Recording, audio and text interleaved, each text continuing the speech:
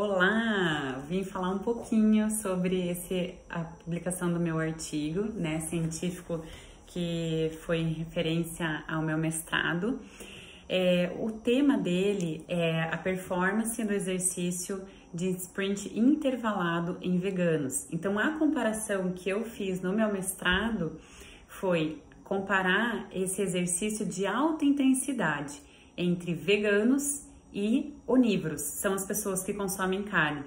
Nós sabemos que existe um mito muito grande ainda de algumas pessoas ou até alguns profissionais em relação à alimentação até vegetariana. Então imagina muito mais no vegano. Os estudos científicos, eles mostram muitos mais artigos em vegetarianos do que no público vegano. Então, em relação ao esporte, ao desempenho do exercício, a gente encontra estudos mais em resistência, né, que são atividades físicas com predominância mais aeróbias, para verificar a capacidade de oxigenação, enfim, isso em vegetarianos. Ainda é muito contraditório, né, o resultado que a gente encontra. Mas em relação à capacidade anaeróbia e no exercício realmente de alta intensidade, que são esses sprints, não existe ainda não existia, né, nenhum artigo científico que comprovasse ou que pudesse mostrar esse rendimento, se o vegano ele rende melhor ou pior do que as pessoas que comem carne. Então esse foi o meu estudo, vou deixar o link ali para vocês acessarem também. Ele já foi publicado, né, na revista, no Journal of American College of Nutrition, e vocês podem acessar ali gratuitos, eles conseguem fazer o download também. Então, qual foi essa minha pesquisa? Primeiro eu pareei o grupo, tanto vegano quanto o onívoro. Então, o que isso significa? Para que eles fossem o mais parecido possíveis em relação à idade, ao peso, à altura, consequentemente ao índice de massa corpórea também, né? Porque isso dá uma diferença muito significativa se ele não for pareado, e a atividade física. Então, dentro do próprio artigo vocês encontram a tabela, obviamente aqui eu não vou especificar tudo, né? Mas aqui tem, então, o grupo, o vegano e o onívoro, a idade de cada um, o peso, a altura, como que ele foi pareado, e nessa tabela de baixo vocês encontram que tipo de atividade física eles estavam fazendo e por quanto tempo eles estavam fazendo. Então, eles foram, tanto o grupo vegano quanto o onívoro, eles foram no laboratório, e aí eu fiz um teste, eles fizeram um teste, obviamente, que foi um teste de Wingate, que eles ficam numa bike e eles pedalam contra uma resistência de 0,75 por quilo de peso. Então, cada um, né, a gente calculou esse peso para eles pedalarem durante esses 30 segundos, né, contra essa resistência. Então, foi bem puxado. Eles faziam 30 segundos, descansavam 5 minutos e faziam o novo sprint. Então, eles fizeram 4 sprints. Por que esse exercício realmente de alta intensidade? Porque a gente consegue verificar a quantidade e esse rendimento dele. Então, nesses primeiros segundos, principalmente assim, do segundo até o 5º segundo, a gente consegue ver essa potência máxima deles.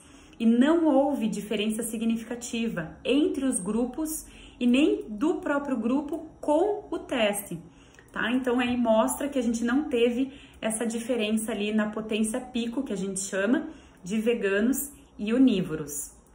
Então, a gente pode conseguir ver esse resultado na outra página seguinte, tá? Na página 4 aqui, ó, que estão todos os testes que eu fui fazendo. Então, eu verifiquei a potência pico, a potência média, o tempo para ele chegar nessa potência pico e também aqui o índice de fadiga, para ver se fadigaram mais rápidos ou se teve essa diferença ou não.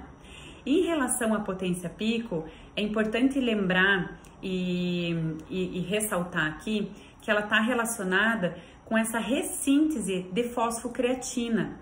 Então, para profissionais, né, que falam que o vegano ele tem uma quantidade menor de creatina, seja no plasma ou intramuscular, estudos mostram sim que há essa diferença no vegetariano. Em vegano não existe artigo científico nenhum fazendo intramuscular. Até fica a dica aí para quem quiser fazer um próximo estudo.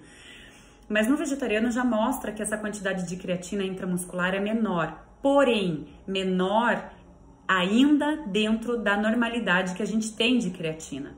Então, o que mostra? Que mesmo o vegetariano, inclusive o vegano que foi feito com esse estudo, nesse estudo, ele pode ter uma creatina um pouquinho mais baixa do que as pessoas que comem carne, do que o onívoro, mas que não há diferença nenhuma nesse desempenho do exercício de alta intensidade. Olha só, gente, então é assim, ó, eu sou, obviamente, né, eu sou suspeita para falar, mas esse artigo realmente é um marco dentro do veganismo e é o primeiro artigo no mundo que mostra que veganos, eles têm esse mesmo desempenho em exercícios de alta intensidade do que o onívoro.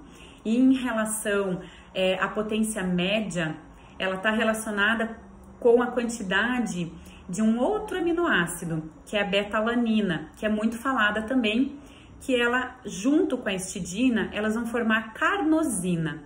E a carnosina, o próprio nome já diz, ela provém da carne, assim como a creatina. Então, tanto a creatina como a carnosina, a gente já tem disponível em fontes exógenas na alimentação, que é principalmente pelas carnes vermelhas. Tem peixe e frango, né, mas em menores quantidades. Então, quando a pessoa que come carne, ela tem a mais essa quantidade de creatina e de carnosina. Então, esse foi o teste que a gente quis fazer. Será que eu comendo mesmo essa carne a mais, eu vou ter essa diferença? Eu vou render mais do que uma pessoa que não coma? Não! Viu que lindo? Muito simples assim, né? Claro que tem que ter uma alimentação equilibrada durante o dia, obviamente, né? Não dá pra... tanto o vegano quanto o onívoro, ele tem que ter essa alimentação equilibrada ali durante o dia. Então, o pico da potência já foi mostrado que não teve diferença e ele está relacionado com essa capacidade de refosforilação ali de ATP, né? Então, eu preciso de fosfocreatina para esse ciclo metabólico ali acontecer e eu ter mais ATP, mais energia para eu continuar com esse pico, né, de potência ali máxima, então foi igual. E o outro de carnosina continuo fazendo esse exercício em alta intensidade, eu vou produzindo ali principalmente, né, o lactato e íons de hidrogênio. Então isso vai acidificando. Então a pessoa vai diminuindo o rendimento. Então, teoricamente, quem tem mais carnosina, que ela é um tamponante intramuscular, ela vai fazendo esse tamponamento e a pessoa vai rendendo um pouco mais, né? Então, eu vou regulando o meu pH.